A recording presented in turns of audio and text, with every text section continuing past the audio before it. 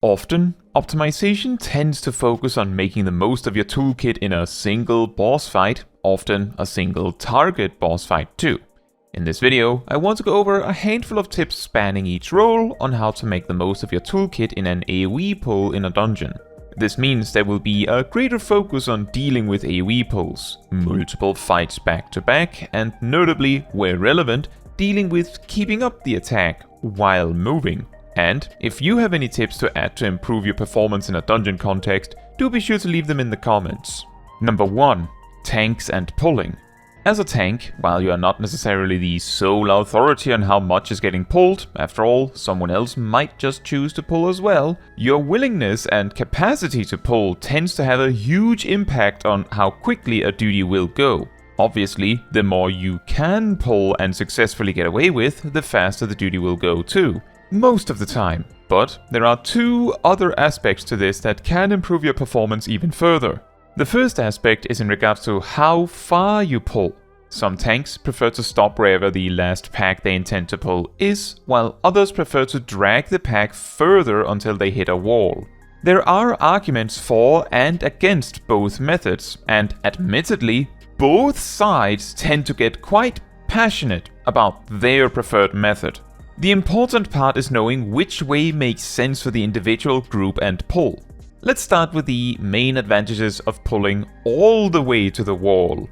The commonly cited advantage is that it means you have to run slightly less to start the next pull, as you are as close to the wall as physically possible, obviously.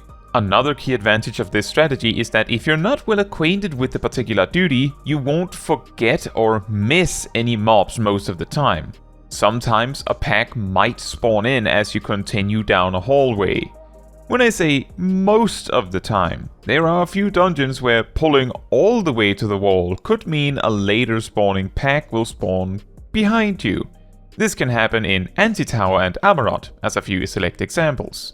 On the other hand, there are also advantages in stopping wherever the last pack happens to be. Many jobs cannot properly start their attacks for real until the pack stops moving. For instance, a ninja cannot put down their Doton before the pack stops moving, and depending on how the ninja planned to start their attack, this could lead to them holding back until the pack does in fact stop moving. Healers, with the exception of Sage, can put down domes or circles that can be difficult to decide where to place while the pack is still moving. White mages cannot really use Holy before the pack stops moving, as these stuns will just make things more awkward for everyone. Melee players with higher latency may also find their GCD simply will not go through properly while the mobs are moving a lot, and of course, casters may only have so much in the way of mobility options. All of these things combine to suggest that stopping sooner may lead to the party being able to properly fight the mobs in the pull sooner. Getting cooldowns ticking sooner, making them ready for the next pull sooner, and so on and so forth. The disadvantage right there is of course that stopping on the last pack means slightly more running towards the next pack. Depending on the way the party approached the pull, this could mean more time for cooldowns to recharge as well. An extra detail to consider is that while dragging mobs towards a location, they tend to get a lot of free backshots into you, so while stopping at the last pack's location leaves more road to cover after the fight, dragging the packs all the way to the wall means you're actively being hit by that same pack while moving. If the party is actively giving it full blast while you do so, no harm no foul of course. Regardless, a weakness of stopping at the last pack is that it kind of requires that you know where that is. Some duties will have one more pack spawn as you continue down a corridor, like in Origenics. There are also some cases where there is no winning, like this pull in Skydeep Shinote, where there is just one pack, but it is placed at the start of the hallway, and the walk is way too long to really be beneficial for cooldown management. Yet, stopping where you found the pack may also be better to get rid of it. Best you can do here is consider what your team is doing. Did that black mage just put down ley lines, for instance? Ultimately, the best you can do is consider what is best on a case-by-case basis. The second aspect is about placement of mobs at your destination. This one is also mainly directed at tanks, but is a lot simpler. While your area of effect attacks may often strike in a circle around you, this may not be the case for the rest of your team. In fact, even tanks have some amount of AoE attacks that center on their target. For this reason, it is a very good idea to try and bunch up enemies in a big blob on one side of you. This can sometimes require moving around a bit to force enemies to walk through each other to reach you, or if you slowly move backwards, the enemies will continue to funnel towards you. An additional note is to try and keep the mobs inside any damaging circles like Ninja's Doton or Summoner's Slipstream, while you also stay within any domes a healer may have put down, which should be a lot easier. Admittedly, sometimes a pack may have mobs so huge it is difficult to clump them all together, but at least trying will still help. An extra detail to keep in mind when considering placement of mobs is that ranged mobs will often just stay out far away from the pack. The best way you can deal with this, if there is just one mob, is to drag the entire pack of mobs to it. Optimally do this fast before the party starts to put down AoEs and stuff.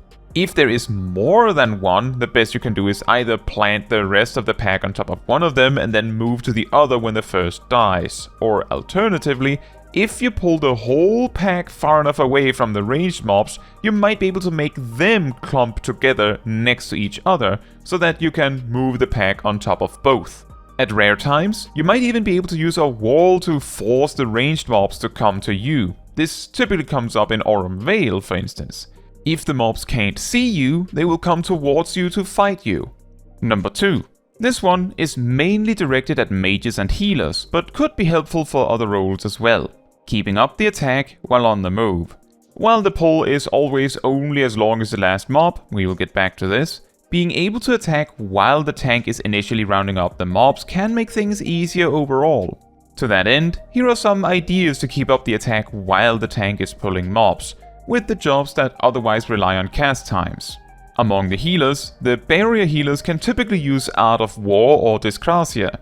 Astrologian can use light speed to allow them to spam gravity, or alternatively, they can spread their dot to all the possible targets.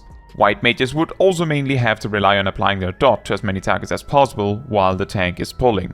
For Pictomancers, the hammer combo can be helpful, or alternatively swift casting Living Motif after spending it, or simply using Holy in White repeatedly if you have it. Also for longer treks, remember to make use of Smudge. For Summoner, the best you can do is try to organize your Lego pieces in such a way that you have Titan to use for the movement section and then Garuda when you reach your destination, for example.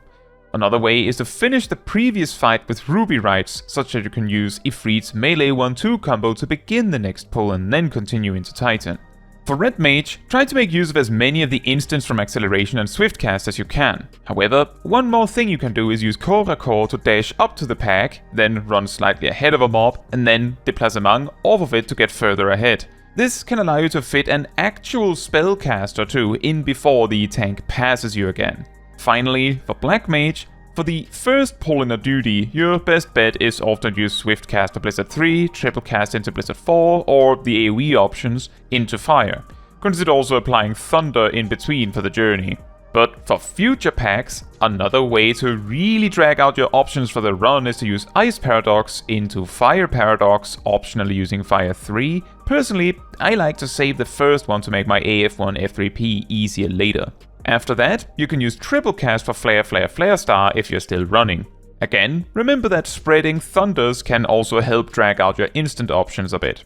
A smaller tip for melees to keep up the attack while moving is to try and overshoot the pack a bit and get further ahead than you feel like you need to. This can sometimes also circumvent latency issues. Number 3. Attacking as much as you safely can as a healer. In some cases, you may as a healer feel inclined to spam heal the tank when you see the amount of mobs they choose to pull, or when you see how quickly their HP might be dropping sometimes. However, try to take a deep breath and look at the pace at which the tank's HP is dropping. Learn how impactful your healing options are and try to fit in some attacks when you can. To put it a bit into perspective, pretty much all healers' AoE filler button, Art of War, Discrasia, Gravity, Holy, will do more damage than the equivalent AoE fillers of tanks, just plain and simple. So your attacks do matter, and choosing to attack can make the fight several seconds shorter. Yes, I said seconds. Doesn't sound like much, but it might mean the defensive cooldowns the tank has, and the heals you have, will cover it. To be clear, I'm not saying you must attack all the time. You might reach the point where you're capable of that eventually, but that might also depend on the skill of your tank. The key is more to not stand around or spam Cure 1 when it isn't needed, or alternatively maintaining a regen that will mainly go to overhealing anyway. Use the healing that is needed and then use the time you save from that to attack. Number 4. Making the most of your cooldowns. If you want to do the most damage in a dungeon, you should aim to use your damage cooldowns as many times as possible. Again, plain and simple. But there is slightly more to it than that. If, for example, a Dragoon goes full blast the instant they enter combat with a pack, meaning while the tank is still rounding up more mobs, then by the time the tank actually reaches their destination, and notably all the mobs have entered combat, the Dragoon's cooldowns would have already ended, meaning they absolutely did not get the maximum value out of them. If they instead held their cooldowns until the last pack had been pulled, approximately, then the pack as a whole would often, but not always, be finished around the time the Dragoon's cooldowns run out naturally. To be a bit more specific, if you want to make the most of your cooldowns in an AoE pull, then use the initial pulling section where the tank is still running to set up with. This means, for example, that a Dragoon would mainly be using their AoE combo and maybe Wormwind Thrust if they're about to overcap on this resource, a Viper might use a Vice Pit to get it on cooldown, a Pixmancer might use a Living Muse to prepare Morgue of the Ages, a Machinist might use Air Anchor and Scatterguns to build resources. I think you get the idea. Then, once the pull reaches its destination, everyone blasts with everything they have. Remember, in your average dungeon with your average party, you should expect the time it takes from reaching the destination of the first AoE pull to starting the boss should be around 2 minutes. Meaning, something to the effect of 30 seconds of pulling and running, 30 seconds of dealing with the pull, 30 seconds of pulling and running, 30 seconds of dealing with the pull, 30 seconds of running to the boss. This is greatly exaggerated and simplified, and in practice, the running will be less and the fighting will be more here and there. But because of this system, you can typically expect to get your 2-minute cooldowns on the first pull, your 1-minute cooldowns on the second pull, and then the 2-minute cooldowns again on the boss. Number 5. The pull is always as long as the final mob. This is usually a lot more important in cases where one mob is a lot bigger than the rest of the pull's mobs. But it does matter in general. This does sort of round up a few of the previous tips as well. By the tank making sure all the mobs are nicely bunched together and pulled in an efficient fashion, the majority of the mobs should go down together, approximately.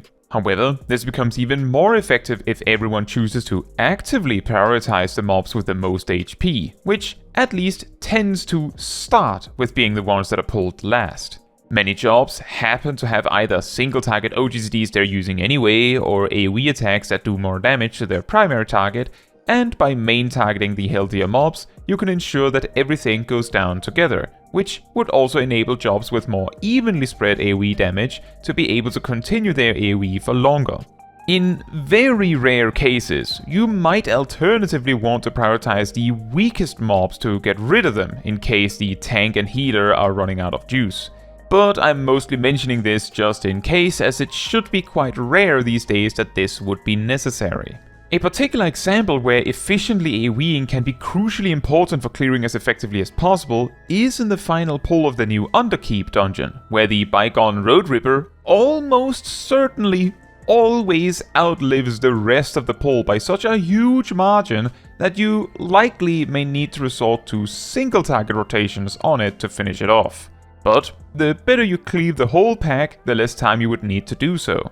Let's finish by putting it all together. The tank starts pulling, and while the tank is running from pack 1 to pack 2, everyone else is doing some initial attacks that either build resources or prepare them for the big burst. The healer might even use some of this time to set up things like regen on the tank if needed. The second pack is reached, and the tank chooses to stand their ground here, making sure all the mobs are bunched up neatly in one big blob. Everyone uses all of their damage increasing cooldowns and resources they have at hand, prioritizing the healthier targets as they do.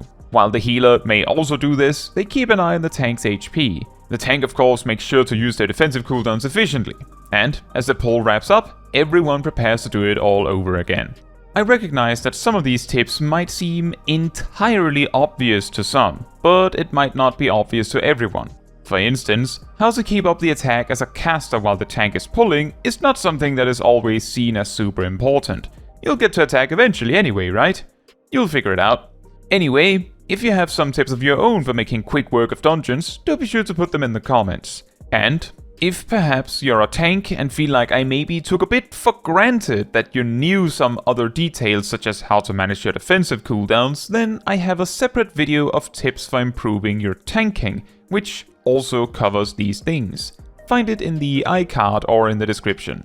Now, that is all for this video. Thank you so much for watching. If you would like to support me and my channel more directly, you can become a member like these wonderful people here.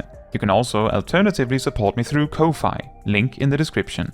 You can also support the channel by letting the YouTube algorithm know by liking the video, leaving a comment, subscribing, sharing, and hitting the bell to get notified when next I post a video. Fun fact, back in the day, the main way tanks, especially paladins, initially grabbed aggro on AoE pulls was by using Flash, an AoE enmity generator that did 0 damage, but would blind the enemies for 15 seconds.